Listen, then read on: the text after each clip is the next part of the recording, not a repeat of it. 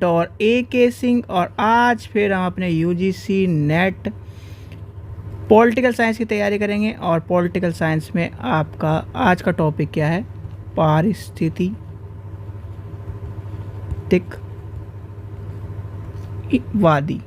यानी पारिस्थितिकीवादी। ठीक है, इंग्लिश में क्या कहेंगे? इकोलॉजी। ठीक है, तो ये क्या है? ये आपका बहुत छोटा टॉपिक है, यानी कि जो ये पहली यूनिट है, यानी पहली यूनिट में आपने जो ऊपर के टॉपिक पढ़े हैं वो थोड़े बहुत बड़े हैं और कहीं ना कहीं उन में क्या है, जो आपसे क्वेश्चन पूछे जाते हैं वो पूछे जाते हैं रचना के ऊपर, उसके ऑथर के ऊपर, एक शब्द के ऊपर। तो यानी कि ये सब चीज़ें वहाँ पर इम्पोर्टेंट है। यहाँ पर आपको कहीं ना कहीं कॉन्सेप्ट क्लियर होना चाहिए और कहीं ना कहीं एक तरह से ये देखा जाता है यूजीसी नेट में इनके ऊपर क्वेश्चन आज तक पूछे, यानी इतने पूछे नहीं गए हैं। तो चलिए आज का कॉन्सेप्ट समझते हैं, यानी आज का समझते हैं पारिस्थितिकीवादी है कौन, क्या है, क्यों है। ठीक है, तो सबसे पहले आता है पारिस्थितिकीवाद।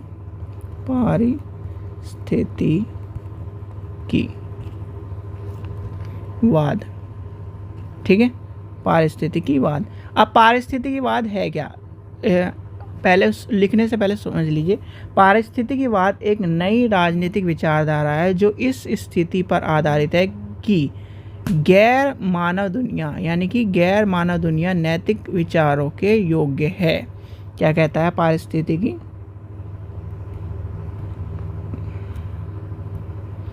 पारिस्थितिकीवाद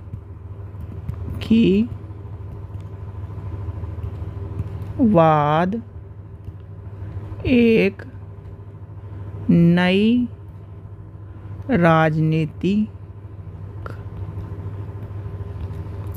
विचारधारा है जो इस स्थिति पर आधारित है कि गैर मानव दुनिया नैतिक विचार के योग्य है। ठीक है, तो ये समझ में आ गया। अब आता है पारिस्थितिकी शब्द, यानी कि पारिस्थितिकी की विज्ञान शब्द का उपयोग सबसे पहले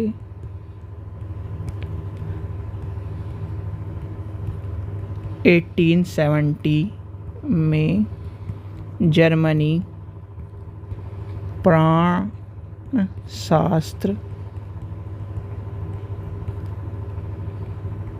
ऑर्नस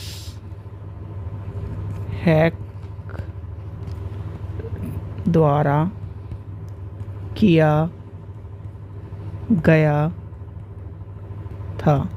ठीक है, यानी पारिस्थितिकी का जो शब्द था वो क्या इसका उपयोग कब किया गया ये आपको बता दिया गया। देखो 1970 के दशक में पर्यावरणवादी और पारिस्थितिकी वैज्ञानिक आंदोलन, यानी कि वैज्ञानिकों ने एक आंदोलन किया, उसमें क्या सामाजिक राजनीतिक शक्ति के रूप में उभरने लगे। और क्यों क्या होने लगे? उभरने लगे और नए प्रकार के पर्यावरणीय राजनीतिक विचारधारा, यानी कि विचार पारिस्थितिकीवादियों का उदय हुआ। किसका उदय हुआ? पारिस्थितिकीवादी का। ए पॉइंट भी आप लिख लीजिए, इंपॉर्टेंट पॉइंट है। यानी 1970 के पश्चात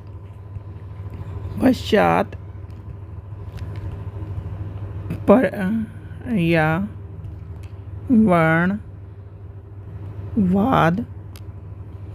एवं पारिस्थितिकी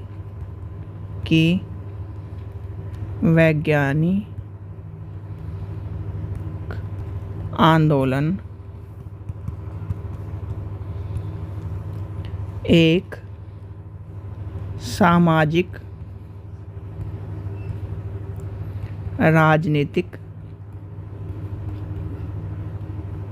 शक्ति के रूप में उभरने लगे और नए प्रकार के पर्यावरणीय राजनीति विचार धारा पारिस्थितिकवाद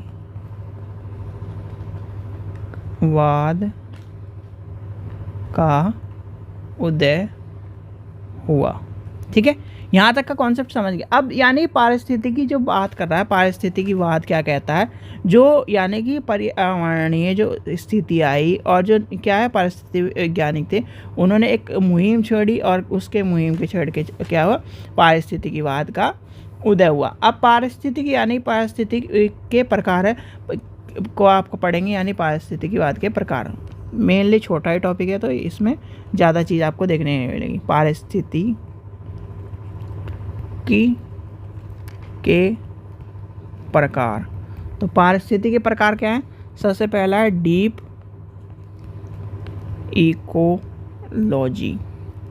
इकोलॉजी। दूसरा क्या है? जियो हाइपोथेसिस। आखिरी क्या है? इकोस्फोरिया। ठीक है, ये है। तो इसमें क्या है, सबसे पहला क्या है, यानी कि ये जो आपका 1970 वाली यानी पर्यावरण का विचार यूरोप में 1970 से पहले नहीं था। उदारवादी विचार यानी उदारवादी चिंतकों ने क्या करा, व्यक्तिगत रूप से इस पर बल दिया और समाजवादी विचार वर्गों ने बल को यानी फांसीवादी केंद्रित राष्ट्र पर रखा, जबकि नारीवादी ने लिंग के महत्व को दिया। और उसी के बदौलत यानी जबकि गहरी पारिस्थितिकीवादियों ने विचारों को क्या बनाया, स्वेच्छा से पारिस्थितिकी के ऊपर को आवश्यकता के रूप में बनाया। और पारिस्थितिकी में आपके डीप इकोलॉजी, ये हाइपोथेसिस और इको स्पेस ये आया। तो इसमें क्या है, सबसे पहले क्या है, इसमें आपका है यानी वैसे तो इतना इम्पोर्टेंट नहीं है, ये आपके पॉइंट इतने इम्पोर्टेंट है जो आपके पूछे जाते हैं, पर इसमें आपको मैं लिखवा देता हूँ। सबसे पहले आपका आ जाता है डीप इकोलॉजी। तो इसमें क्या है, आर्नेस ने क्या कहा था? आर्नेस ने कहा कि प्रकृति को बचाने के लिए मानवीय जीवन शैली को परिवर्तन होना चाहिए, जो मूलतः उपभोगकर्ता और गहरी परिस्थिति के विचार के मानव को एक भाग बताया गया है, श्रेष्ठ भाग नहीं। यानी कि एक श्रेष्ठ पूरा का पूरा, यानी कि आप ये बताओ मानव कहाँ रहता है? मानव यानी कि मानव की लिमिटेशन है, उसके बाद क्या है, फिर उसके बाद एनिमल्स आ जाएंगे, यानी कि इस तरह से आ जाए। तो इसमें एक आ गया है कि मानव का लिमिटेशन है, तो यानी कि मानव एक यानी कि श्रेष्ठ भाग के रूप में नहीं, पूरा का पूरा श्रेष्ठ भाग के रूप में कुछ हिस्से में रह सकता है। फिर आता है आपका आता है, ये नाम याद कर लें, नाम इस तरह के नाम अटपटे से जो पूछे जाते हैं आपसे नाम के ऊपर, और यानी कि नाम और जो बुक के हुए उसी वजह से कहीं ना कहीं क्या है, हमारा पॉलिटिकल में थोड़ा सा नेट में दिक्कत रहती है। तो ये क्या है, आगे देखते हैं जियो हाइपोथेसिस। ये क्या है, ये विचार यूनान में प्रचलित था, जिसके अनुसार पृथ्वी भौतिक नहीं है, धरती भौतिक नहीं है, यांत्रिकी नहीं है, अपितु यह जीवन शरीर की भांति है, जिसके अनेक भागों के बीच महत्वपूर्ण अंतर्निर्भरता। यानी कि इन्होंने क्या कह दिया, धरती क्या, अर्थ इज़ लिविंग ऑर्गेनाइजेशन, यानी कि अर्थ क्या है, लिविंग ऑर्गेनाइजेशन जो जीवित कल्पना करता है। यानी आप ये मान के चलिए लिविंग ऑर्गेनाइजेशन तो है ही। क्यों लिविंग ऑर्गेनाइजेशन? भाई आप क्या करते हो, आप धरती को नुकसान पहुंचाते हो, यानी कि आप अपने शरीर को नुकसान पहुंचाओगे तो आपका शरीर नुकसान होगा, वैसे ही आप धरती को नुकसान पहुंचाओगे तो क्या होगा, वैसे ही आपको भी क्या है, यानी वो धरती कमज़ोर होती चल जाएगी। जैसे आजकल क्या है, पॉल्यूशन बढ़ता जा रहा है, पॉल्यूशन बढ़ने का कारण क्या हो रहा है, ओजोन सिस्टम हमारा बेकार होता जा रहा है, वही आपकी बात कही गई है। लास्ट आता है इकोसोफी। ये क्या है, पारिस्थितिकी के सार्थक प्रकृति और स्पष्ट के ज्ञान को समर्थक करते हैं, यानी समर्थक हैं, जिसमें मानव का समाजपूर्ण संबंध होना चाहिए। इसमें भौतिकी वस्तुओं यानी भौतिक वस्तुओं के ज्ञान के बजाय व्यक्ति को प्रकृति के प्रति ज्ञान होना चाहिए। यानी कि ये क्या करता है, प्रकृति के ऊपर पूरा जोर देता है। यानी इकोसोफी क्या कहता है कि प्रकृति ही सब कुछ है, प्रकृति का ज्ञान हमें होना चाहिए, और क्या है उसका इम्पोर्टेंस बताइए। ठीक है, ये आपका क्या है, पारिस्थितिकीवाद का कॉन्सेप्ट है। और पारिस्थितिकीवाद यानी पारिस्थितिकी वैज्ञानिकों के आलोचक में बात कही गई है कुछ, तो आलोचक में भी आपको एक आधा कॉन्सेप्ट आपको समझ लेना चाहिए। आलोचक में क्या कहते हैं, आलोचना जो करते हैं, तो आलोचना करते हैं पारिस्थितिकीवाद मुख्यतः प्रति विकास की सीमा के सिद्धांत पर आधारित है, जिसके अनुसार सीमित प्राकृतिक संसाधनों यानी प्राकृतिक संसाधनों के संदर्भ में प्रति विकास असीमित नहीं हो सकता।